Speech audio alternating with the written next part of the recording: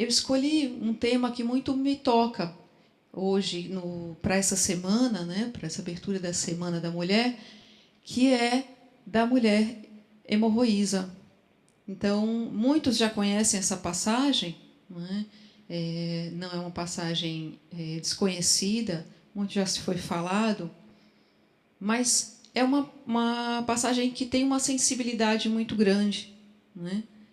Ela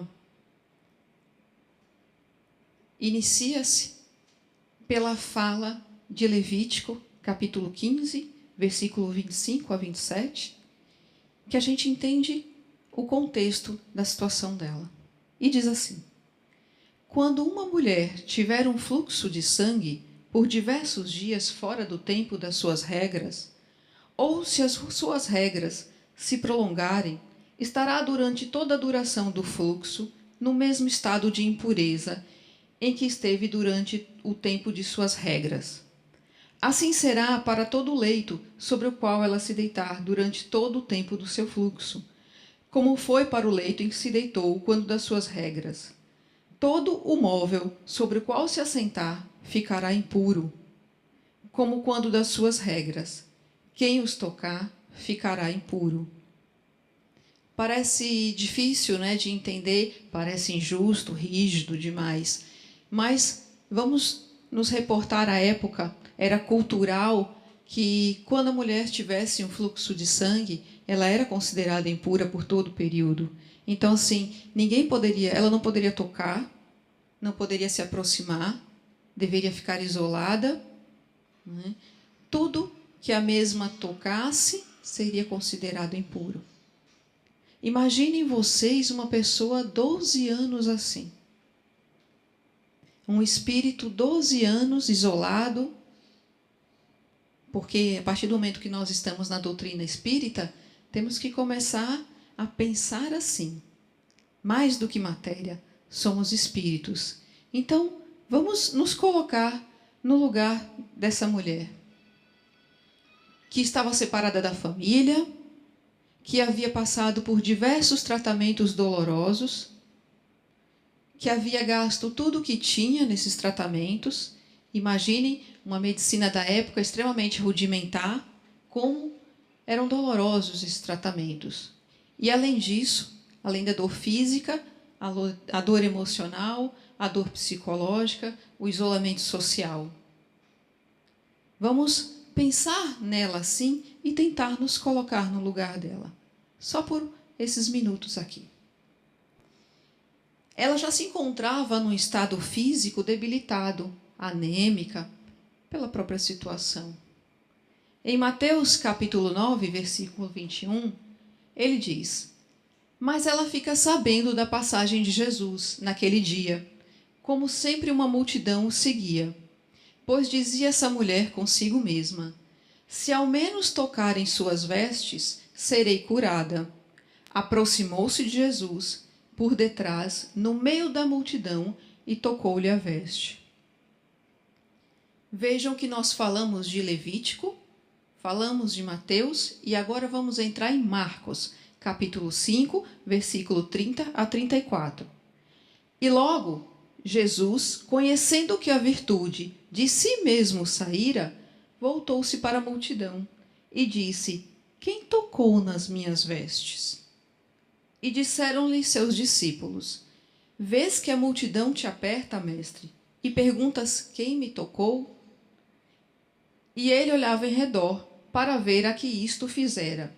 Então a mulher, que sabia o que lhe tinha acontecido, temendo e tremendo, aproximou-se e prostou-se diante dele e disse-lhe toda a verdade.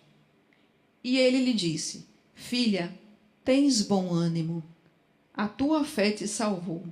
Vá em paz e sê curada deste teu mal.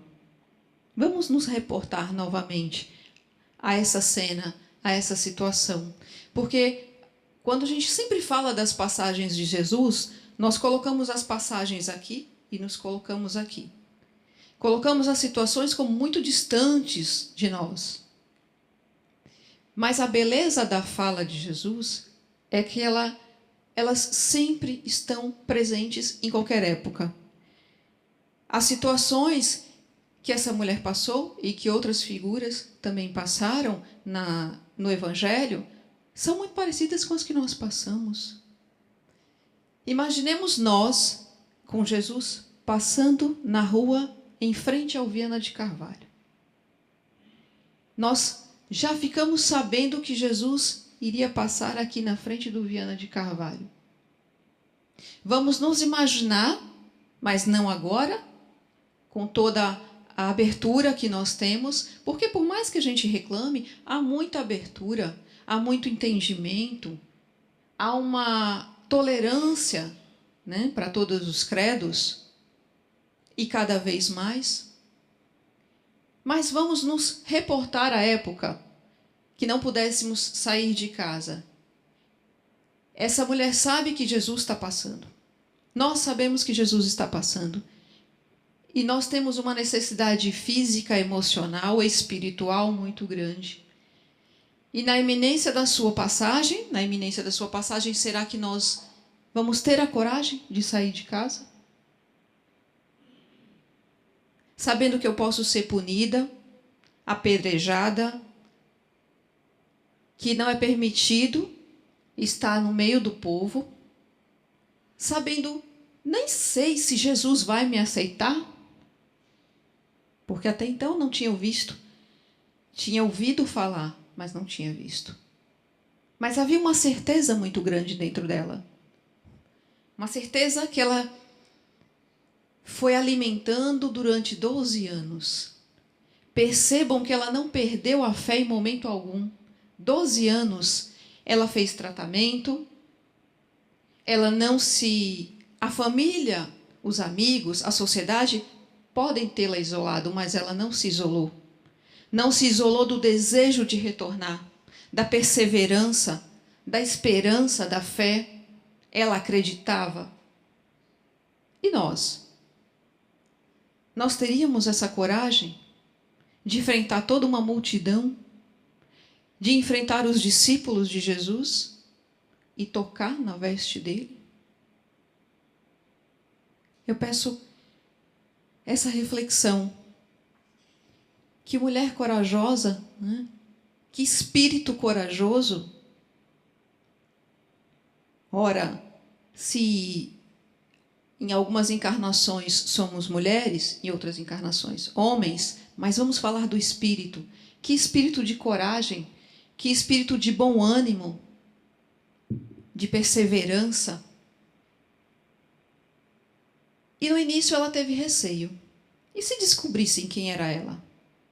Com todo o estigma que carregava, o que poderia sofrer? Nós já sabemos o que poderia sofrer. E nós? Vamos voltar para a atualidade. Quais os estigmas que nós carregamos hoje? Será que esses estigmas não são colocados por nós mesmos?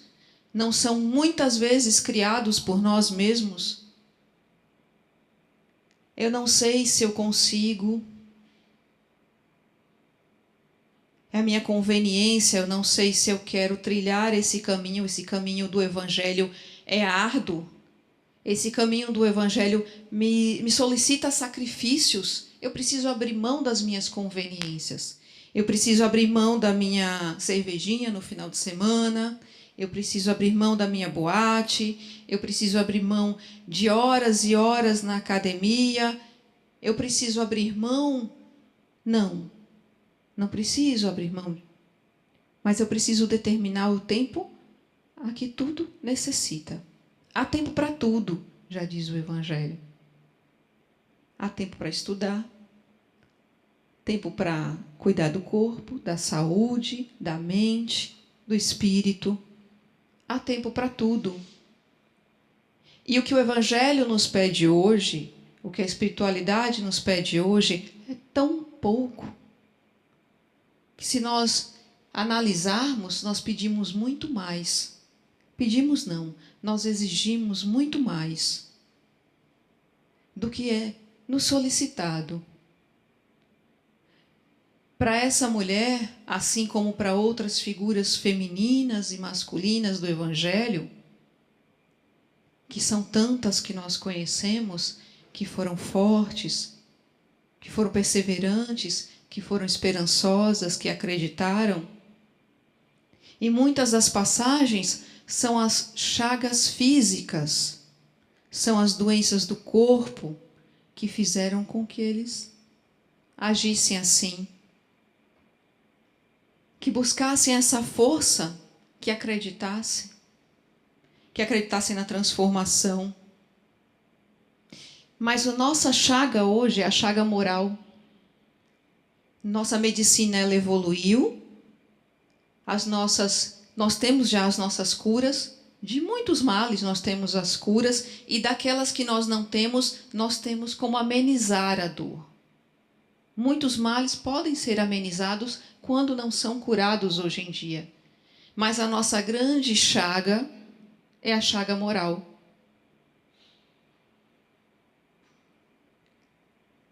Por que não procurar Jesus para essa chaga moral? Como a mulher assim o fez. Porque nós somos tão resistentes a essa procura por Jesus. Porque a nossa fé é tão passiva. Essa mulher, ela teve uma fé ativa. Ela não ficou orando apenas em casa.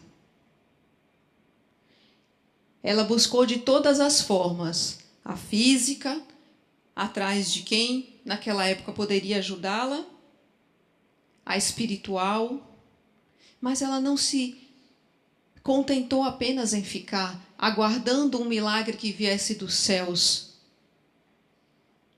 Podemos dizer que ela fez o milagre dela acontecer. E nós somos chamados todos os dias a fazer o nosso milagre acontecer.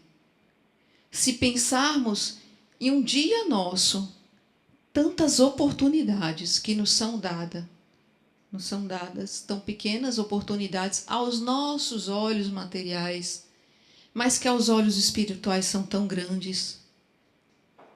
A espiritualidade nos olha e nos diz, olha, está aqui a tua oportunidade. Você não pediu tanto. Está na sua frente. Às vezes coloca um amigo, um irmão, um desconhecido que precisa de uma mão estendida, de uma palavra amiga, de um abraço. A oportunidade, a dica da festa do carnaval, faz uma leitura, vai ao centro. Se não quiser ou não puder ir ao centro, faz uma leitura. Começa a dar mais direcionamento para o que importa. Faz o evangelho no lar. Reflete com a família, com os amigos, ou sozinho, porque nós nunca estamos sozinhos, sempre muito bem acompanhados, né? Que a gente às vezes fica com receio quando chega na casa espírita. Ah, será que eu estou acompanhado? Sim, nós sempre estamos acompanhados. E que bom, graças a Deus que estamos sempre acompanhados. Porque são essas companhias que nos vão impulsionar para frente. Vamos vê-las sempre como amigos espirituais, como benditas, são necessárias, são elas que nos impulsionam. Elas não são responsáveis pela nossa dor, pela nossa preocupação. Nós somos responsáveis pela nossa dor e pela nossa preocupação, pelas nossas aflições. Quando Jesus diz, de mim saiu virtude, a virtude estava nela. O coração de Jesus, percebam que eles estavam em sintonia.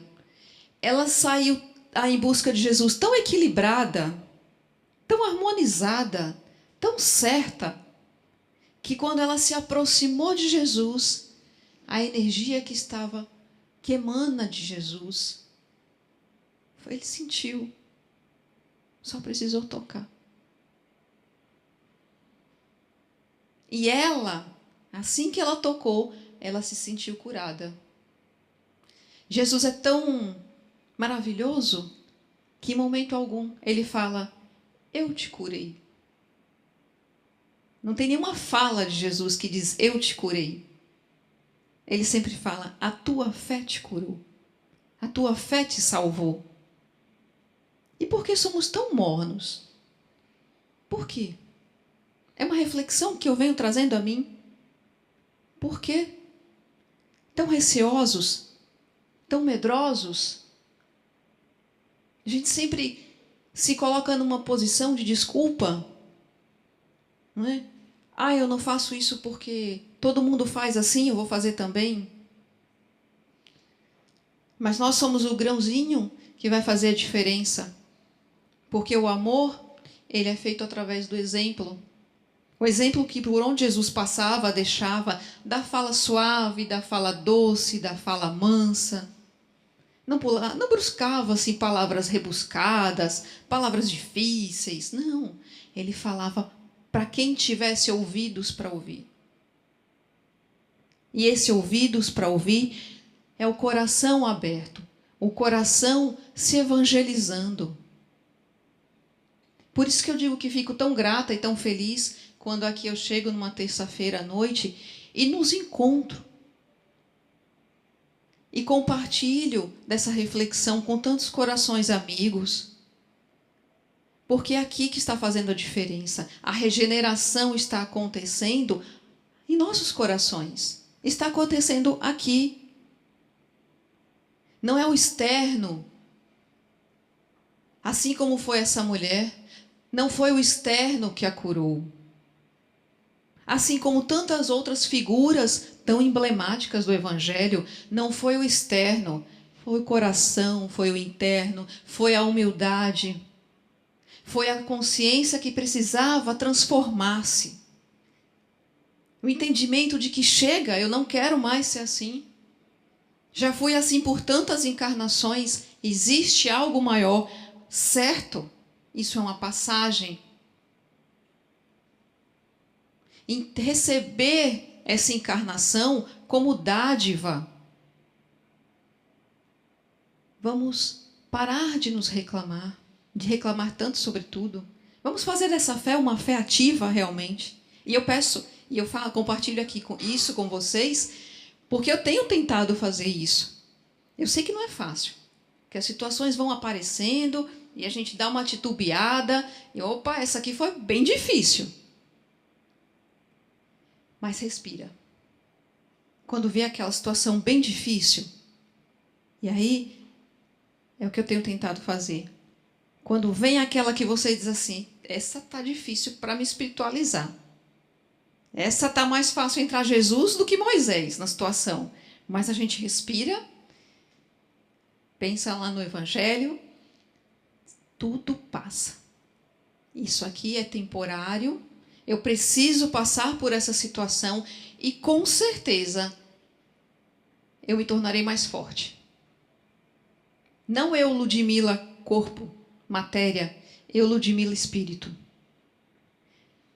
Tudo que eu passo aqui, eu voltarei para o mundo espiritual, que é o verdadeiro mundo, um espírito mais entendido.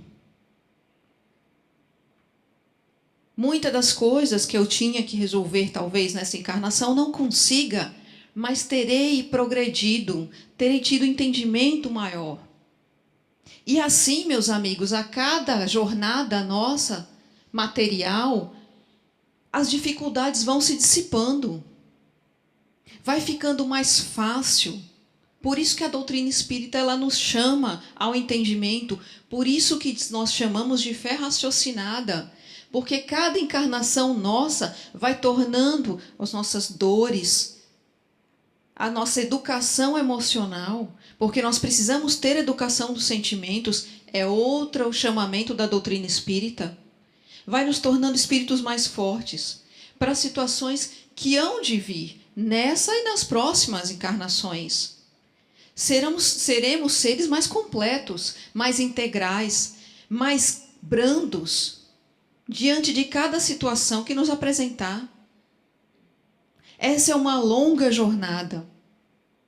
Como todos nos dizem, através da espiritualidade, nós estamos na nossa melhor fase e estamos todos no mesmo barco.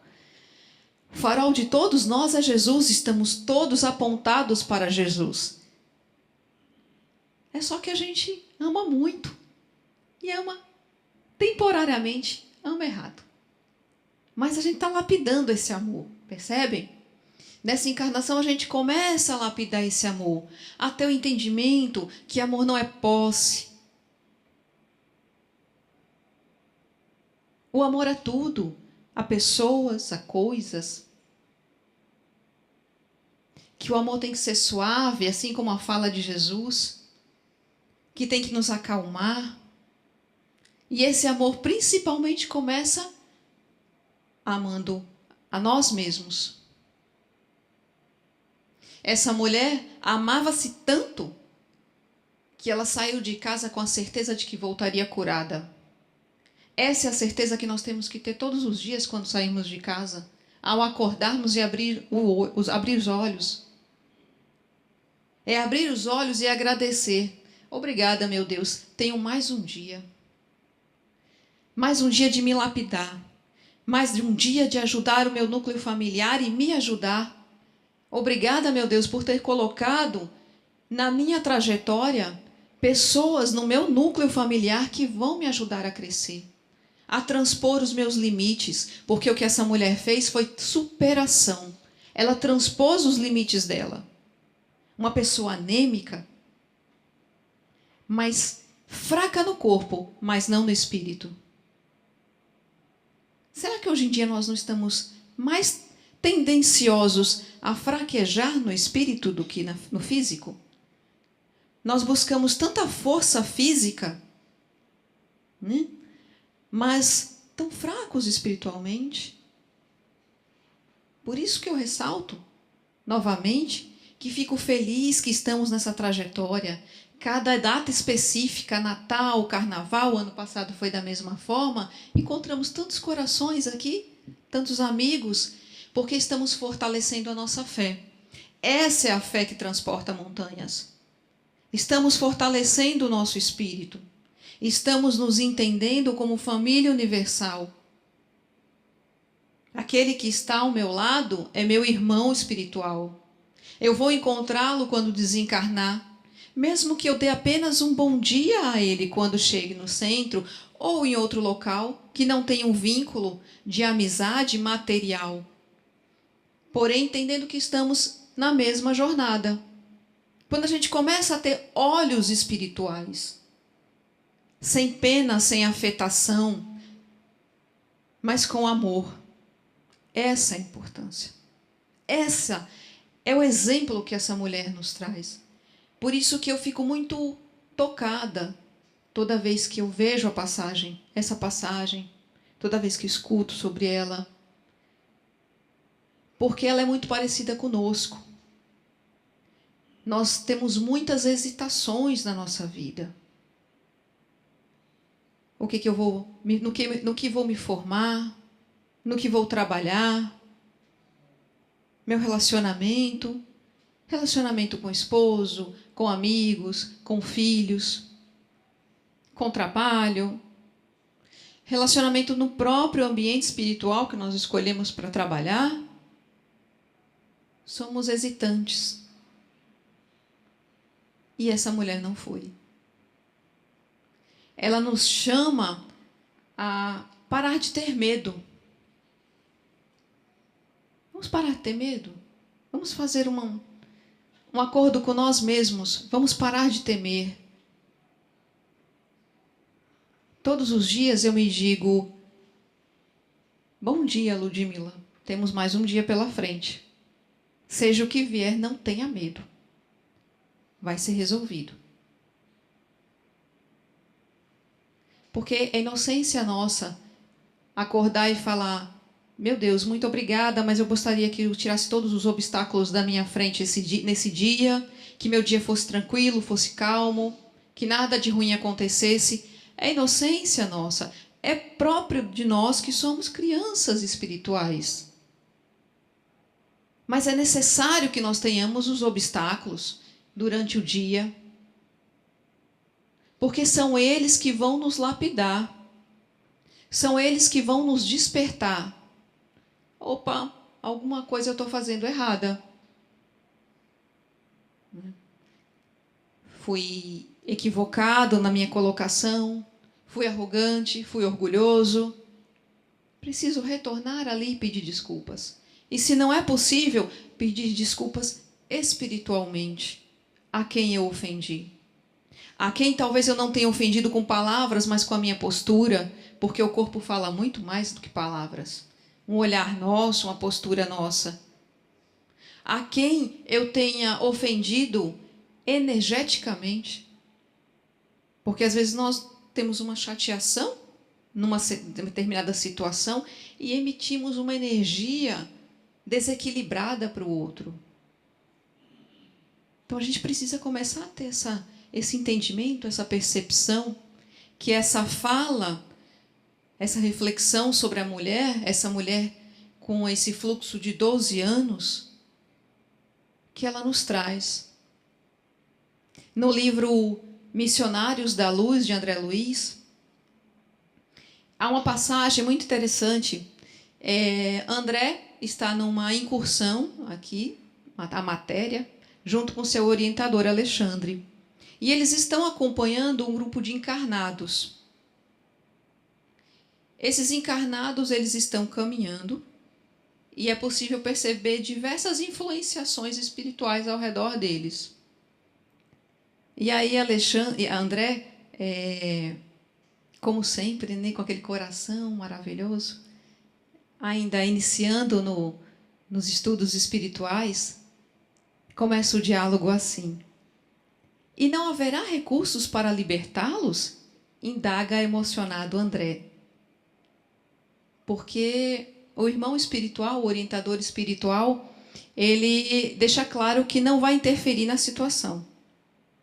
O orientador sorriu paternalmente e considerou: mas quem deverá romper as algemas, senão eles mesmos? Nunca lhes faltou o auxílio exterior de nossa amizade permanente. No entanto, eles próprios alimentam-se uns aos outros no terreno das sensações sutis, absolutamente imponderáveis para os que lhes possam sondar o mecanismo íntimo. É inegável que procuram agora os elementos da libertação. Sentem-se cansados da situação e experimentam efetivamente o desejo da vida nova. Contudo, esse desejo é mais dos lábios do que do coração. Esperam, porém, por milagres inadmissíveis e renunciam às energias próprias, únicas alavancas da realização. Eu trouxe só esse trechinho para dar o gostinho para vocês lerem o livro, né? Para dar aquele gostinho. Não, agora eu vou lá, vou saber como é que termina essa história. Mas é perfeita essa fala da espiritualidade. Porque ela é tão comum. A espiritualidade está sempre falando isso para a gente. A primeira frase dele: mas quem deverá romper as algemas, senão nós mesmos, meus amigos? Nós é que devemos romper essas algemas, porque fomos nós que as colocamos. Não foi a espiritualidade. Foram nossas ações que tiveram consequências e que nós mesmos fomos lá e colocamos nossas algemas. E somos responsáveis por rompê-las. Como? Buscando a reforma íntima, a transformação do coração. Por que a espiritualidade nos chama tanto a reforma íntima? A conduta moral, são elas que vão soltando essas algemas. O amparo espiritual, ele existe sempre, como ele mesmo diz. O auxílio exterior de nossa amizade permanente, ele existe sempre, mas é necessária vontade, é necessária ação, é necessário querer. Aí voltamos para essa mulher que agiu, que quis, teve vontade. Mas nós, muitas vezes, diante de diversas situações, ficamos aguardando. E continuamos ali, presos àquelas situações, como ele mesmo diz, esperando por milagres inadmissíveis. A frase dele corrobora a frase do início da nossa reflexão. A tua fé te salvou. É nossa, não é do outro, é pessoal e intransferível. Não vai ser a fé de Eva que vai curar Ludmila. As preces de Eva serão extremamente importantes, porque serão intercessórias, me ajudarão. Mas não será a prece de Eva, não será a ida de Eva ao médico por mim. É um conjunto de ação. Ação física, ação espiritual, ação emocional, psicológica. Entendendo sempre que a nossa cura, ela é espiritual.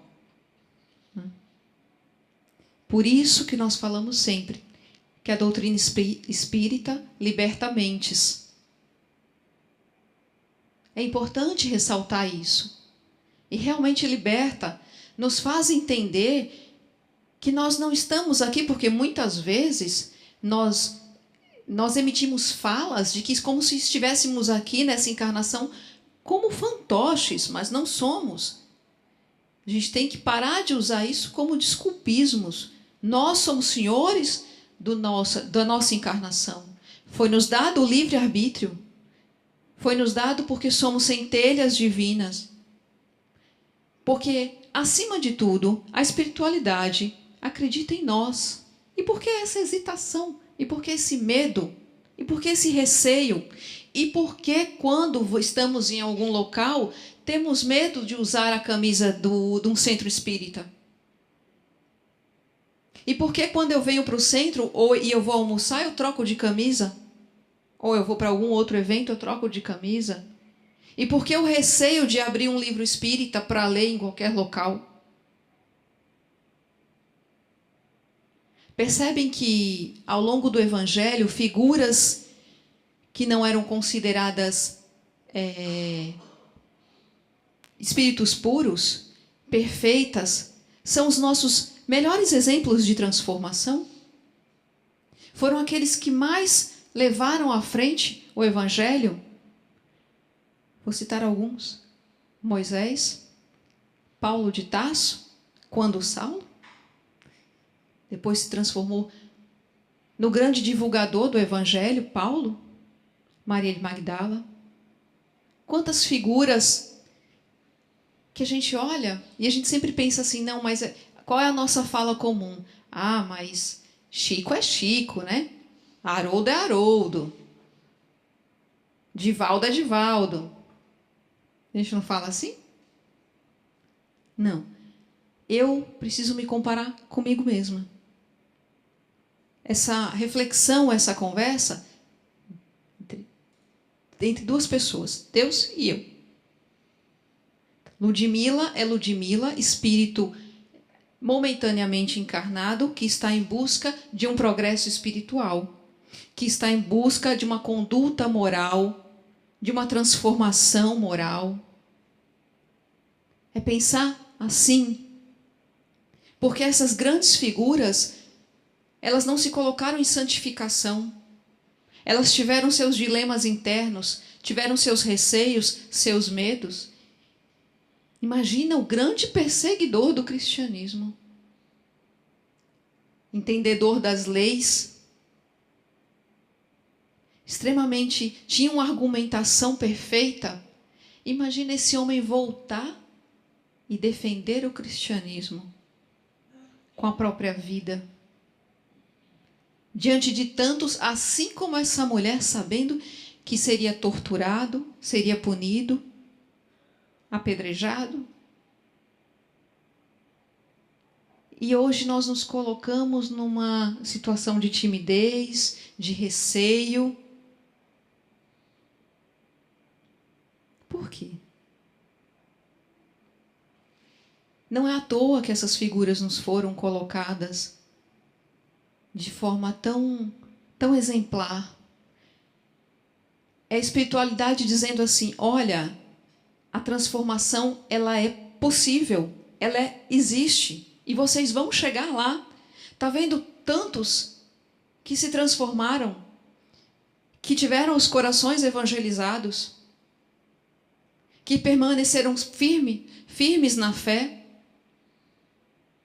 que sofreram muito mais do que vocês atualmente estão sofrendo, do que nós atualmente estamos sofrendo.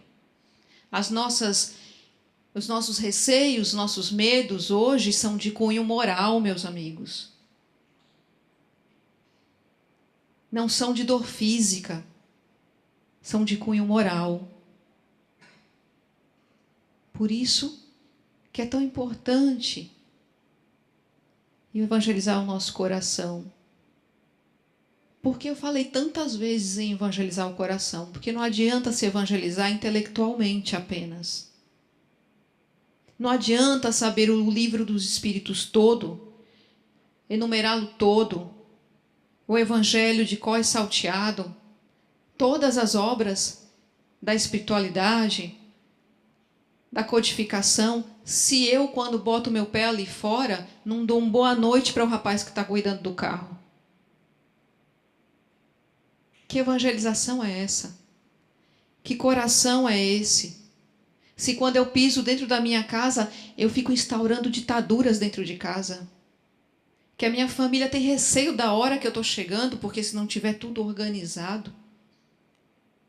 Porque eu tento impor o evangelho garganta abaixo dos meus amigos, da minha família. Não. Esse não é o evangelho de Jesus. O evangelho de Jesus é aquele que foi feito com amor. É aquele que foi dado pelo exemplo, pela fala doce, pela brandura. Esse é o evangelho de Jesus. Essa é a transformação do coração, dos corações. Na Gênesis, no capítulo... Já estamos encerrando. Na Gênesis, no capítulo 15, nos diz: Jesus tinha, pois, razão em dizer: vossa fé vos salvou. Entende-se aqui que a fé não é a virtude mística, tal como certas pessoas a entendem, mas uma verdadeira força atrativa, ao passo que aquele que não a tenha opõe à corrente fluídica uma força repulsiva, ou, pelo menos, uma força de inércia que paralisa a ação.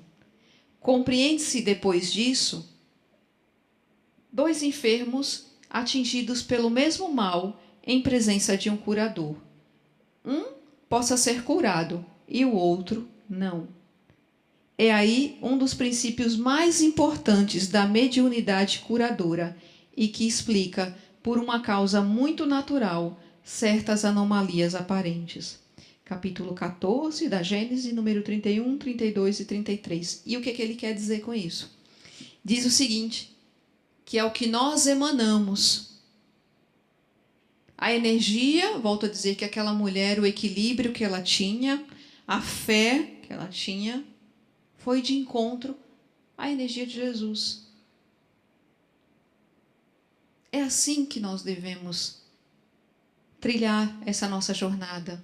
Já perceberam que quando a gente chega num ambiente, às vezes, que está muito tenso, ou quando a gente... O melhor exemplo é esse, quando a gente chega numa clínica que está cheia e a recepcionista só tem 2 ou 3 recepcionistas, que elas estão tão cheias de trabalho, tão ocupadas, e assim, já alguns pacientes já tão chateados, as trataram mal, né? E a gente não sabe como é a vida delas. Talvez deixou um filho doente em casa, talvez o marido esteja desempregado. Aí você já vai com raiva, porque você está esperando 1 hora, 2 horas para ser atendido. Mas já perceberam fazer o movimento contrário? Quando a gente acalma o coração, respira profundamente, se equilibra, chega nela e fala: eu sei que você está muito ocupada, mas vai demorar? Já perceberam como ela responde? Como o tom de voz dela ameniza? Como ela fala com carinho com você? Como ela vai passar por você e vai dizer assim: olha, está chegando já a tua hora. Você emitiu uma energia para ela. Ela sentiu, porque foi o coração. Foi o amor que você enviou a ela.